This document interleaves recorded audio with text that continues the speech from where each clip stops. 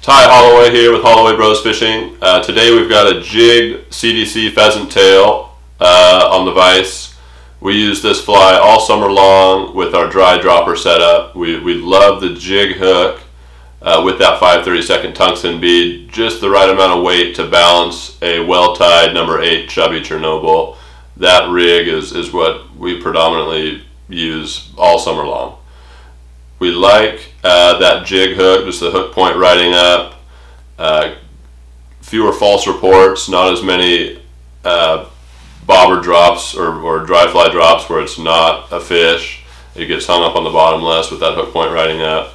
And we like the pheasant tail fly for obvious reasons. It imitates Mackenzie here. We got a lot of mayflies, so it just imitates kind of something that's in the water year round.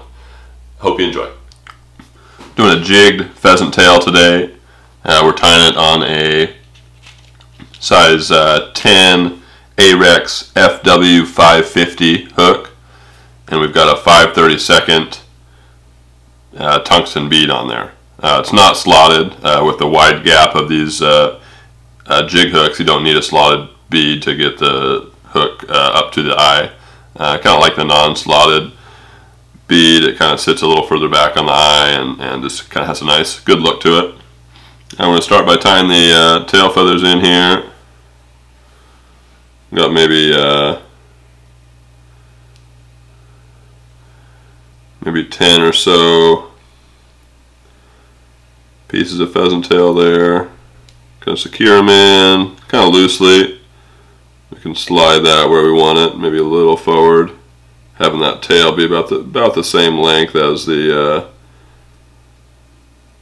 shank of the hook there. That looks pretty good. Gonna cut that. Cut it kind of long enough to where we can advance our thread up and have those tag ends of the pheasant tail go the full length of the shank, give it a nice even body once we advance our body there. Some brassy size copper wire here, having that go the full length of the shank as well, keeping our body nice and even. Just a few turns there for now. And then here, got my pheasant tail pieces, and I cut these from kind of the longest part of the feather, kind of the mid part of the feather there. We want this to be able to advance all the way up the hook shank without getting into kind of the base of the feather, really. Have it kind of the same look and same color all the way through. Tie those in nice and secure, advance our thread to where we're going to tie the body off. I like using some hackle pliers here. I'm going to grab the base of these pheasant tail feathers here, twist them up, making a little pheasant tail cord. It's important to kind of have them all pulled somewhat tight when we grip them with our hackle pliers there. Just do a few turns, enough to get it started. Just kind of wanting to roll back on us. That's going to work right there. A couple more turns.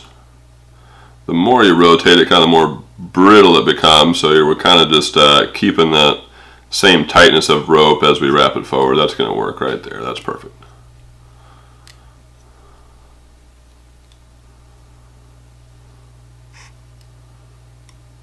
Right in there. Secure with our thread, couple wraps. Once it's secure, we can undo our hackle pliers. A few more secure wraps. I like to kind of pull it tight here with our hand just to get that as snug in there as possible. It's going to keep it nice and durable. I'm going to trim away.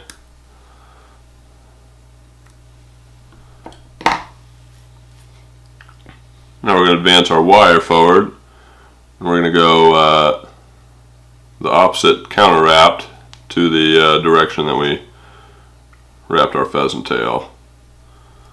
Kind of even spacing, ideally four wraps or so. Tie that off. Come in here, we're going to use, really kind of try to get our scissors as far down there as possible so we're not messing up the blades of our scissors. Pull a little bit out. So here, just like to use a little black peacock eye stub. No wax necessary. Really want this to kind of get picked out and pulled out actually once the fly is complete.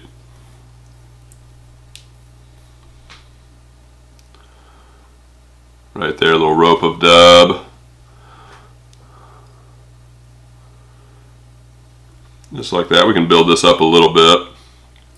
The size of that bead, although it's a somewhat disproportionate to the hook, but we really like that weight for the type of fishing we're doing here. That's a fairly heavy bead, 5/32 tungsten, like I said. But that bead, we fish this fly under a dry dropper setup quite a bit with like a size 8 Chubby Chernobyl, and a Chubby Chernobyl tied with two buoyant wings suspends this hook just perfectly. It's a really good balance of weight to buoyancy. So we like this bead paired with a well tied number 8 Chubby Chernobyl. So we've got our dub in there. Now time for the CDC. With the CDC, you can put it in a dubbing loop, but that's pretty time consuming. It does have a great effect, but pretty time consuming. And we use these flies every day through the summer, so we lose a lot of them, or they just get chewed up or whatever. So we like to time quick and don't want to spend a whole lot of time on each one. So I'm just going to tie it in by the tips here. Just kind of pull back as few fibers as we can, lock it in there, and we're just going to palmer this forward once we get it secure. Just like that. And coming back to our hackle pliers, going to grab the stem there, wrap this forward, trying not to trap too many fibers, and just 2 turns, 2 full turns. Oh. 2 full turns is all we need. Slipped out of my hackle pliers there. Just like that. Come over the top. Again, trying not to trap too many. Just like that. A couple there. I'm going to pull everything back. A couple wraps there. We can trim our CDC. Whip finish.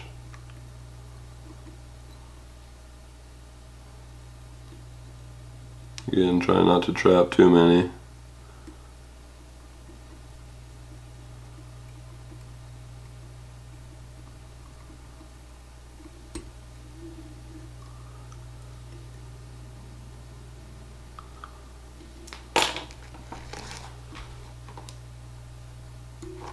Just like that. That's what we're after. And if some of these, some of the CDC might be a little too long for your taste, you can just kind of pinch them back and pluck a few off if they're unsightly, not what you're after. But that looks pretty good to me. We'll hit it with some head cement.